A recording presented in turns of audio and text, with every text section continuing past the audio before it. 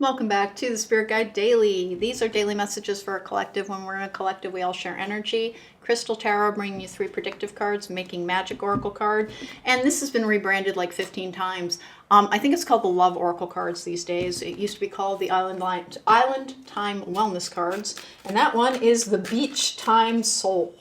They really struggled with naming that. Here we go. Let's get going. What's the energy for the collective today? Hey guys, don't forget to subscribe because it helps my channel. If you like the reading, don't forget to hit that thumbs up button. If you want to book me for a private reading, there's a link to my website in the description box down below. Emperor in the Upright. That is the card of the astrological sign Aries. It is also, let's see, it's also about personal power and wise decisions because it's the Wisdom of Solomon card. That comes out with the 8 of Cups in the upright, which is moving on from a situation.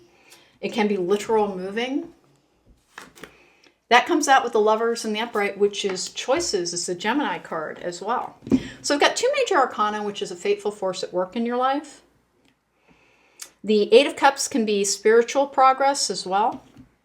And again, the Lovers card for me is seldom a romantic card. It's usually a card of choices, of trying to align with your higher self. Make sure your choices reflect the journey that you have been on. Don't backslide into an energy because here's what I've got. Like you have a choice coming up for yourself. And one will like really almost be making you chase a piece of cheese in a maze type of energy.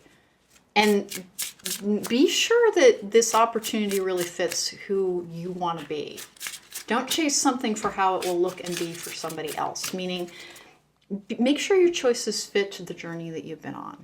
If you've been trying to be happier, if you've trying to be whole within, like I said, don't be part of the rat race type of energy. Healthy choices, holy moly. Making healthy choices in love and life, self-love, self-care, being happier. You have a very hard time not participating in something, meaning how we're told we're supposed to value ourselves versus valuing our experience. Your self-image is often very, very punishingly structured because you want it to fit a societal model versus a spiritual one sometimes. You've done a lot of work around making sure that you're healthier and happier. Maybe make sure that you're putting your health first versus anything else. Because here's the thing, you could work yourself into the grave and it would ruin your health. And you could have all the money in the world and all the success and all the accolades, but you'd feel like crap because you'd ruined your health. So prioritizing your self-care is one of the things that you're being asked to do. Trinket 5, manifesting money and income. More money. More money is coming to you. More money is coming to you. Apparently, it's incredibly important to you.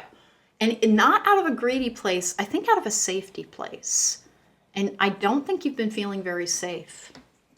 They really are asking you, if you do not feel well on a regular basis, then it means that maybe you're doing too much. And honest to goodness, I get it. If your rent needs to be paid, if your mortgage needs to be paid, if you need to make a car payment, it's like, I don't have all that much choice. True.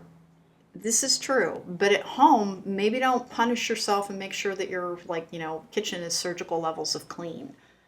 Have some flexibility in how you are willing to treat your day.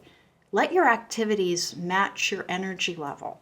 And that's the thing that I think you're having trouble with your choices, is that you're so busy chasing that piece of cheese that you will push yourself, even though you don't feel very well sometimes, because you think you need to achieve things.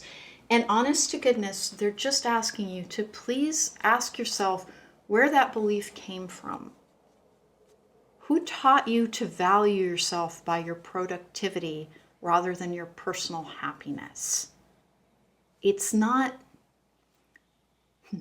you gain nothing if you gain a bunch of money, but you're miserable all the time because you're always chasing more.